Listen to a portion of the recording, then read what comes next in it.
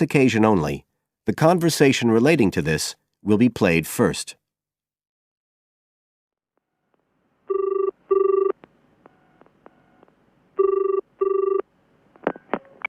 Hello, Brindle's estate agents here.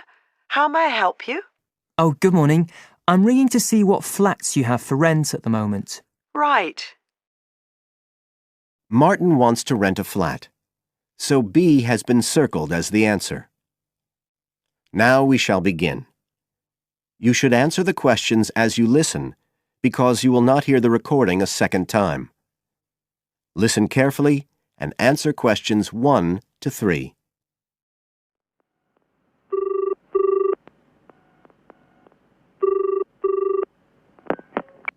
Hello, Brindle's estate agents here.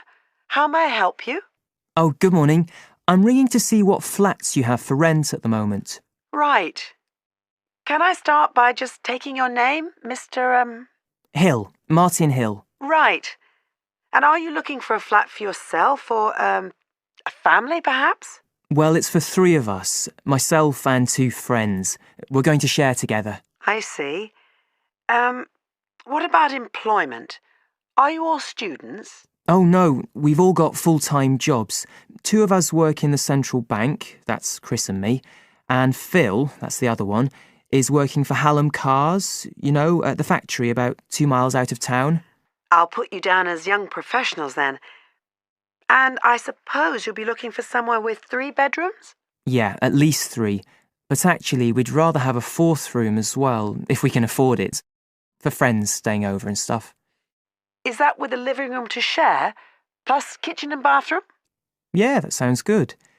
But we must have a bathroom with a shower. We don't mind about having a bath, but the shower's crucial. OK, I'll just key that in. And are you interested in any particular area? Well, the city centre would be good for me and Chris, so that's our first preference. But we'd consider anything in the west suburbs as well, really. Actually, for Phil, that'd be better, but he knows he's outnumbered. But we aren't interested in the north or the east of the city. OK, I'm just getting up all the flats on our books. Now you have some time to look at questions 4 to 10 on page 39.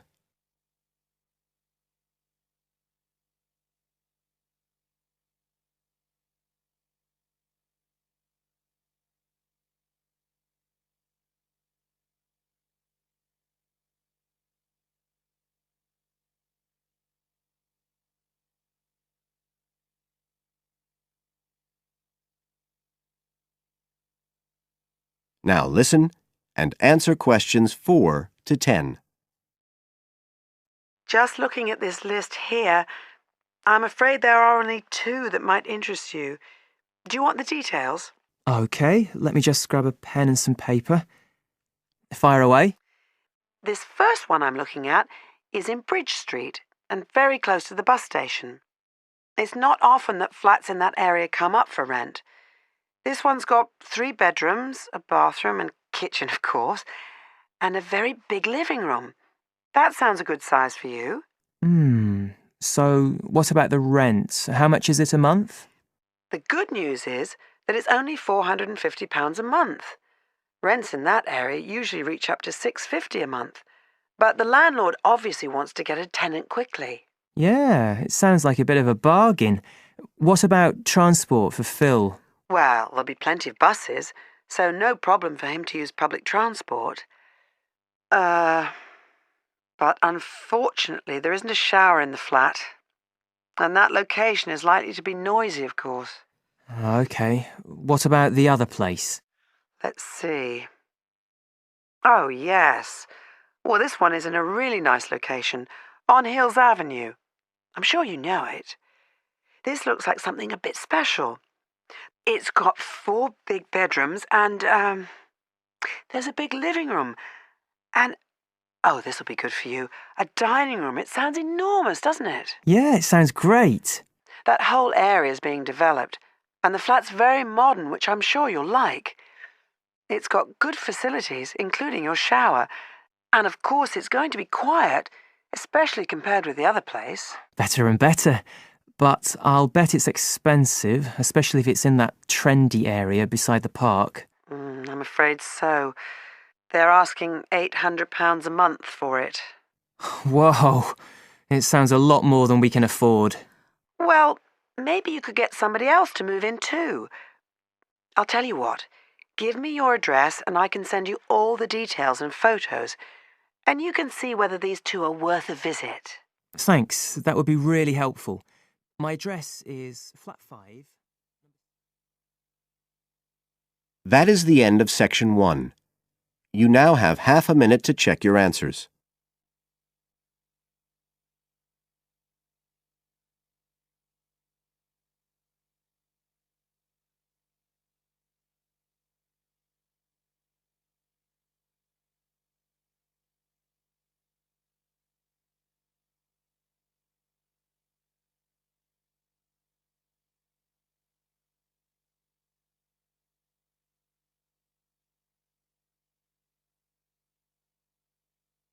Now turn to section 2 on page 40. Section 2. You will hear a tour guide welcoming a group of visitors to the British Library and telling them about the library and what they will see there. First, you have some time to look at questions 11 to 15 on page 40.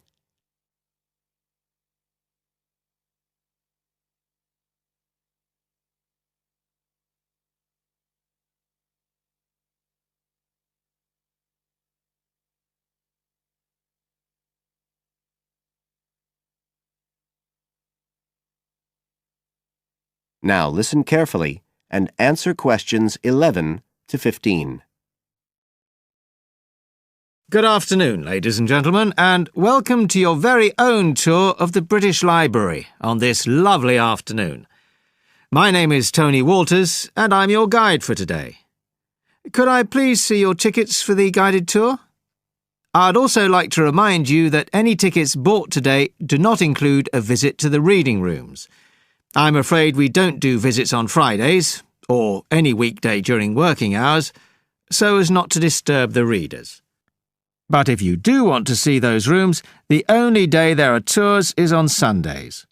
So, I don't want anyone to be disappointed about that today. OK? Thank you. Right, we'll start with a brief introduction. As many of you know, this is the United Kingdom's National Library, and you can see that this is a magnificent modern building. It was first designed by Sir Colin St. John Wilson in 1977, and inaugurated by Her Majesty the Queen more than 20 years later in 1998. As you can see, the size is immense, and the basements alone have 300 kilometres of shelving, and that's enough to hold about 12 million books. The total floor space here is 100,000 square metres, and as I'll show you, the library houses a huge range of facilities and exhibition spaces. And it has 1,000 staff members based here in the building. So, you can appreciate the scale of our operation. In fact, this was the biggest publicly funded building constructed in the United Kingdom last century. It is still funded by the government as a national institution, of course, and it houses one of the most important collections in the world.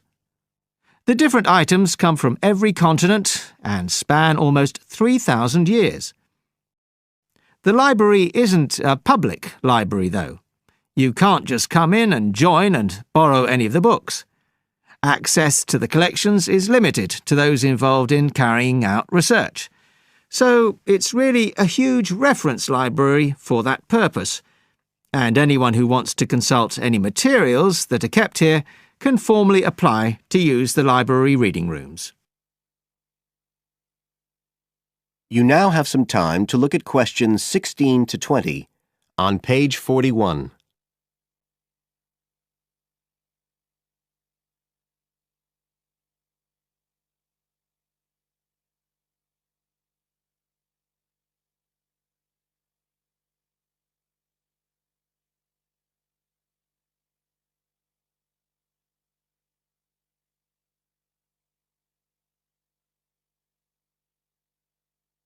Now listen and answer questions 16 to 20. Right. Well, here we are, standing at the meeting point on the lower ground floor, just to the right of the main entrance. I've given you all a plan of the building so that we can orientate ourselves and get an idea of where we'll be going. Now, outside the main entrance, you'll see the wide piazza with the stunning sculpture of Newton. The sculptor was Paolozzi, but it's based on the famous image by William Blake, and it's definitely worth a closer look. On the other side of the piazza from the statue is the conference centre, which is used for all kinds of international conventions. We'll take a quick look inside at the end of our tour.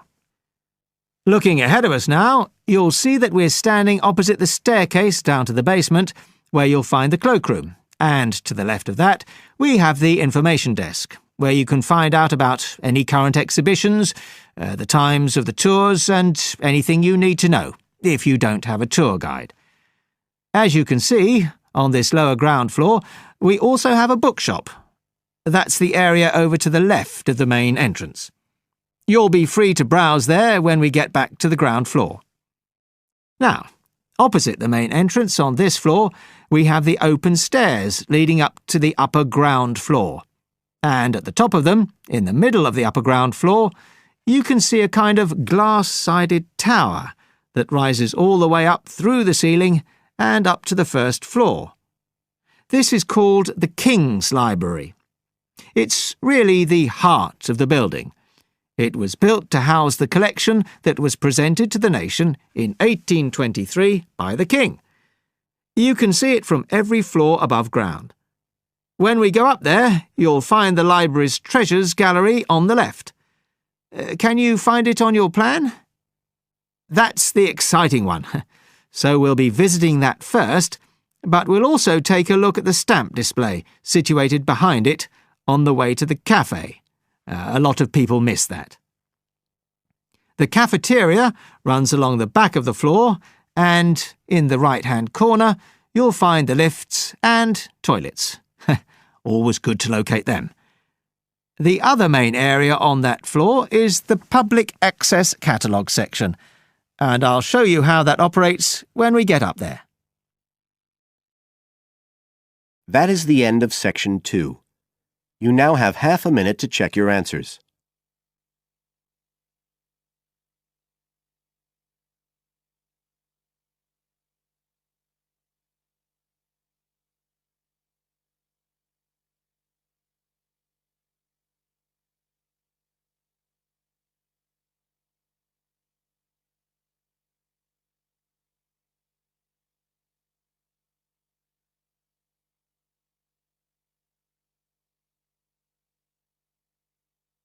Now turn to Section 3 on page 42. Section 3. You will hear a conversation between a student, Dave, and his tutor about a project that Dave has done about work placements. First, you have some time to look at questions 21 to 25 on page 42.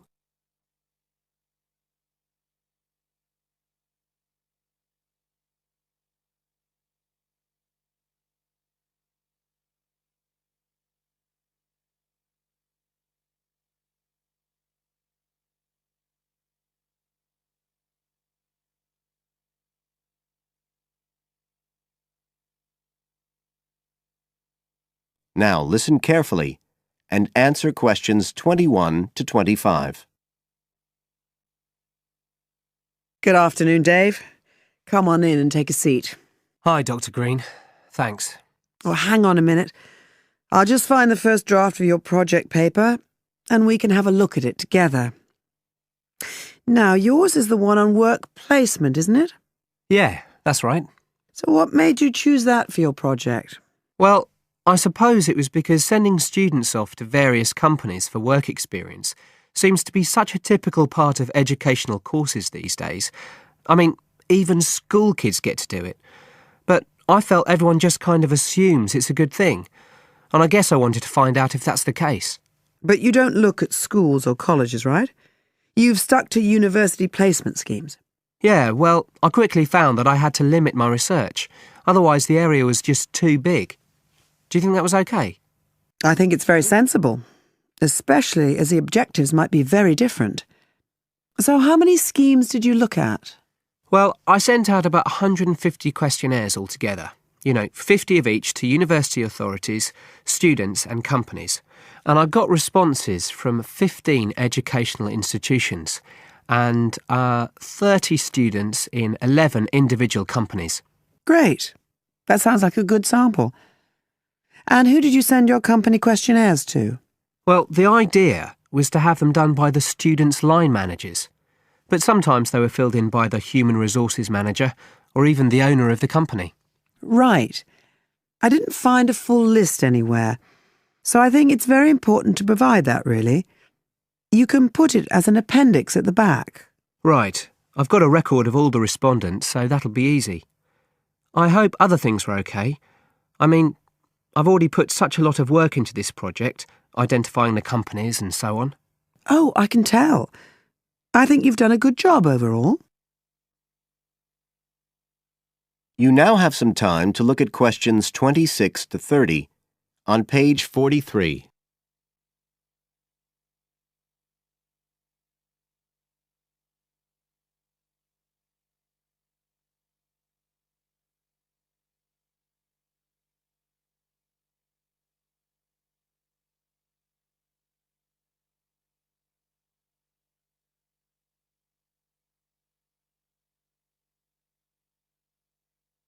Now listen and answer questions 26 to 30. I thought your questionnaires were excellent, and you'd obviously done lots of background reading. But there were a few problems with the introduction. First of all, I think you need to make some slight changes to the organisation of your information there. At present, it's a bit confused. OK. What did you have in mind? Well, you write quite a bit about work placement in general, but you never explain what you mean by the term. So you think I should give a definition? Exactly. And the introduction is the place to do it. And then, look, you start talking about what's been written on the topic, but it's all a bit mixed up with your own project. So do you think it would be better to have two sections there, like a survey of the literature as the introduction, and then a separate section on the aims of my research? I do. You can include your methods for collecting data in the second section too. It would be much clearer for your reader. Establish the background first, then how your work relates to it. It would flow quite nicely then. Yes, I see what you mean. Anyway, moving on. I like the way you've grouped your findings into 3 main topic areas. Well, it became very obvious from the questionnaires that the preparation stage was really important for the whole scheme to work. So I had to look at that first. And I found a huge variation between the different institutions, as you saw. I was wondering if you could give a summary at the end of this stage of what you consider to be the best practice you found. I think that would be very helpful. Right, I'll just make a note of that. What did you think of my second set of findings on key skills development? For me, this is the core of my whole project, really. And you've handled it very well. I wouldn't want you to make any changes. You've already got a nice final focus on good practice there. Thanks. Right. Now, I think the last part, which deals with the reasons why students don't learn... What, the constraints on learning chapter? Yes, that's the one. I think you need to refer to the evidence from your research a bit more closely here. Maybe you could illustrate it with quotations from the questionnaires, or even use any extracts from a student diary if you can, and refer back to what you've written about good practice. That is the end of section 3. You now have half a minute to check your answers.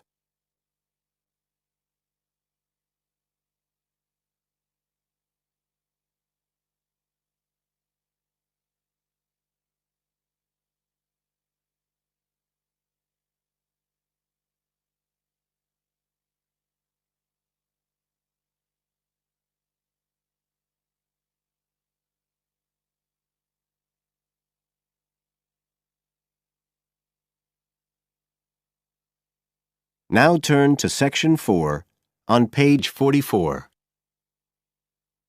Section 4. You will hear a part of a lecture about learning and bilingualism. First, you have some time to look at questions 31 to 40 on pages 44 and 45.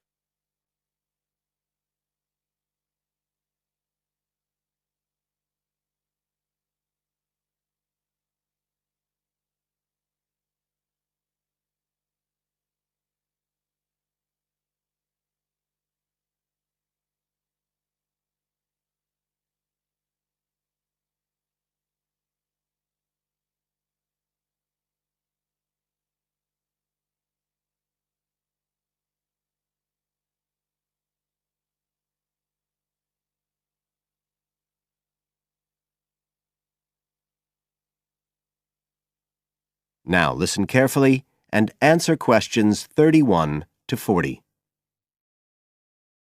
When we look at theories of education and learning, we see a constant shifting of views as established theories are questioned and refined or even replaced, and we can see this very clearly in the way that attitudes towards bilingualism have changed. Let's start with a definition of bilingualism. And for our purposes today, we can say it's the ability to communicate with the same degree of proficiency in at least two languages. Now, in practical terms, this might seem like a good thing, something we'd all like to be able to do. However, early research done with children in the USA in fact suggested that being bilingual interfered in some way with learning and with the development of their mental processes. And so in those days, bilingualism was regarded as something to be avoided, and parents were encouraged to bring their children up as monolingual, just speaking one language. But this research, which took place in the early part of the 20th century, is now regarded as unsound for various reasons, mainly because it didn't take into account other factors such as the children's social and economic backgrounds. Now, in our last lecture, we were looking at some of the research that's been done into the way children learn, into their cognitive development, and in fact we believe now that the relationship between bilingualism and cognitive development is actually a positive one. It turns out that cognitive skills such as problem solving, which don't seem at first glance to have anything to do with how many languages you speak, are better among bilingual children than monolingual ones. And quite recently, there's been some very interesting work done by Ellen Bialystok at York University in Canada. She's been doing various studies on the effects of bilingualism, and her findings provide some evidence that they might apply to adults as well. They're not just restricted to children.